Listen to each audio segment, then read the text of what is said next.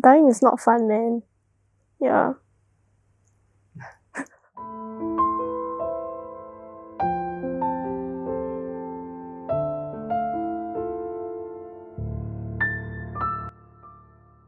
So my friend was 16 when he committed suicide. It was on the day of his N-level result collection back in 2016.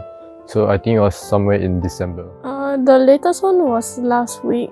Someone spreaded my sex tape and like there were like random people calling me sluts. So like yeah, and I couldn't do anything about it. It just makes me feel unmotivated to do anything and like yeah, and like I just cry for no reason. Yeah. Actually, the first few attempts, she would call me when she would recover and feel better afterwards. So usually I'll get a call from her while I'm doing my own stuff, or maybe I'm studying or I'm gaming, and I'll suddenly receive a call from her. Honestly, I don't say much, but sometimes I'm really shocked when I get a call from her. Like when I see it's her calling, I get a bit worried like confirm something happened. So usually when I receive a call, I'll start to panic a little bit. Yeah.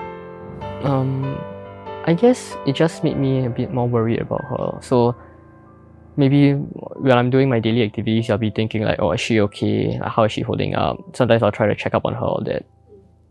From what I know, like after speaking to my parents, he did not share any contributing factors like with me, with any of his family members, or even with his friends about his suicidal thoughts. So it was actually very sudden and shocking news when we heard that he committed suicide. And it was very, very unexpected because he actually has plans like for the upcoming days. Like he was planning to start on his holiday part-time job just 3 days later, and there were no behavioral attitude changes like from what I heard from his parents. So I remember it was a Saturday morning. I was sleeping and my mother just came into the room and she broke the news to me. So I just woke up, so I was quite confused, but eventually after a while I processed like what my mother told me, and I was still very confused, and it was very shocking and it was quite sad lah. So it obviously made me feel very sad, and like I was quite affected by it for the next few days. But luckily for me, I had people to talk to, so I could talk to my parents. So I just talked to my parents about it. So this incident left a very deep like impact on my life overall. And nowadays when I hear the word suicide, or when I hear my friends talking about like their life, they're not doing well and like they want to end it, I get very affected by it because it brings back memories from what happened back in 2016. And so I take suicide very seriously nowadays.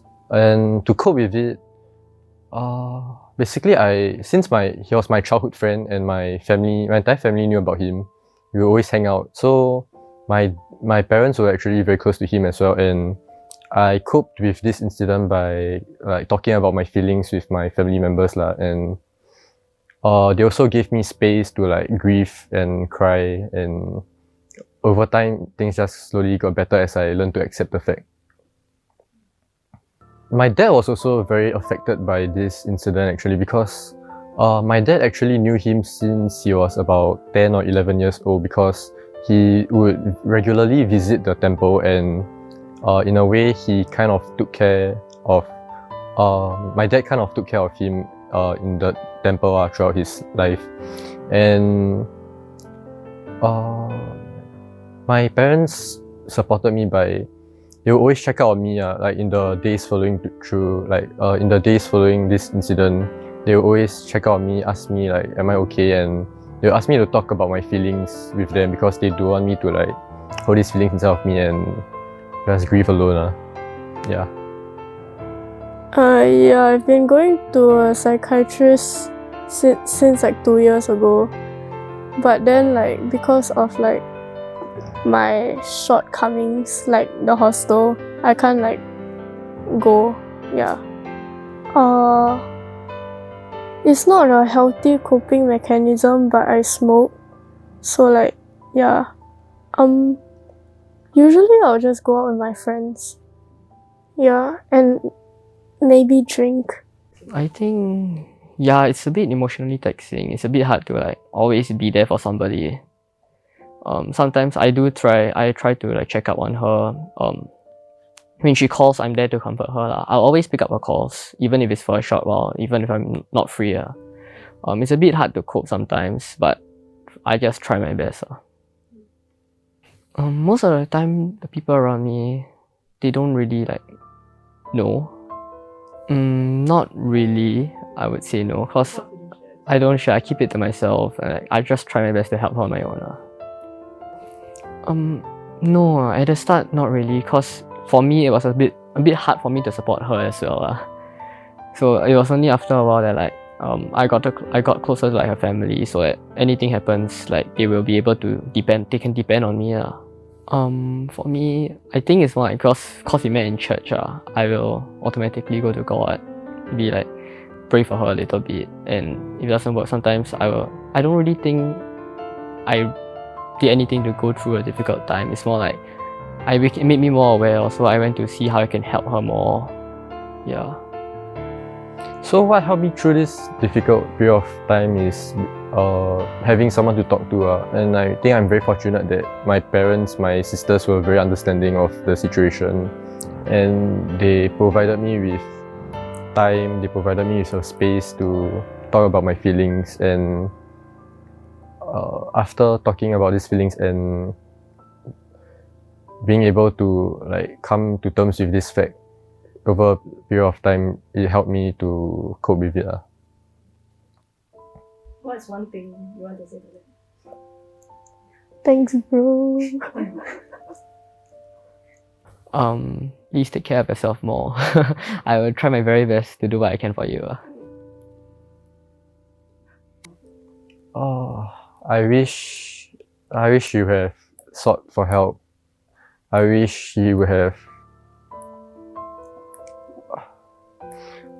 had someone to talk to. I wish people around him would have looked out for him and saw these signs that he was going through, and I just wish that he would have told me about it and we could have worked something out. Help is not something to be ashamed of, so just go get help. I would say, getting help is not something to be ashamed of. You don't have to seek professional help if you don't feel like you're ready for it. You can talk to a friend about it, before it's too late.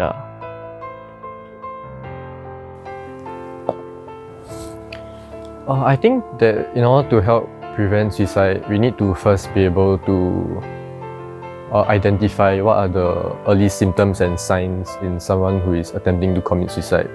So I think we should try to maybe find out, like through maybe webinars or something, like what are the early signs of depression or suicide or any mental health issues for that fact, and what are the ways we can help people who have suicide tendencies, like what are the necessary steps to take. Any words you like to tell like the general public?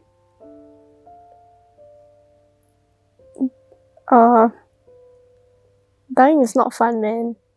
Yeah. I guess like stay alive. There's people around you who genuinely do care about you, even if they don't show it that much.